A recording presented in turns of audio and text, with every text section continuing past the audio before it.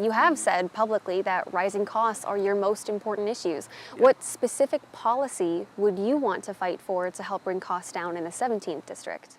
I think number one, it is the cost of prescription drugs. I had a gentleman up in Rockford early on in the campaign, and he came up to me and he goes, "Eric, I need your help." I said, what do you need help with? You know, I'm open and honest, right? How can I help you? And he goes, "I pay more for my drugs at CVS every month than I pay for my rent." And Shelby, it was then that I realized that I don't have an answer to him. I don't know how I'm going to help him.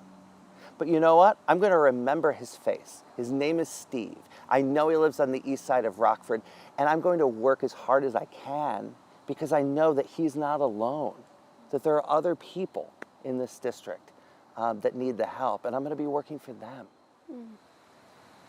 You are very publicly pro-choice and have spoken out against the Supreme Court decision to overturn Roe v. Wade. What can you do in Congress to, as you put it, help increase access to health care? Well, first of all, we need to make sure that an extreme judiciary isn't the legislative body of our government. And that's clearly what we have seen this year with the overturning of Roe v. Wade. We need to make sure that our legislative body is creating the legislation that is going to codify healthcare rights like Roe into law so that they can't be touched. We've seen from the Supreme Court what's next. We should know what's next. They're going to come after my ability to get married to my spouse, Sean. And who's going to vote for that? We need to make sure that the people that we elect are the people that are going to go and fight for us. And that is essential here. You know, a lot of people throw around that this is the most important election in our lifetime. Well, this one might be. We don't know. But it's certainly a reason that we can't sit it out. I want to turn to climate change. You have claimed that there is no one in Congress who would have your climate science background. So would you support a Green New Deal? Well, first of all, we have to understand that there isn't a silver bullet to solving this. A Green New Deal is not cost effective. Just throwing trillions of dollars at it when we don't know a lot of the solutions, I don't believe that that's the right thing to do from my scientific point of view.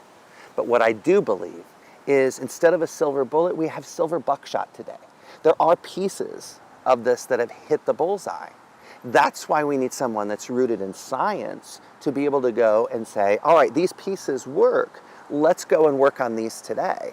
And then in a year from now, let's go reanalyze it to see what works.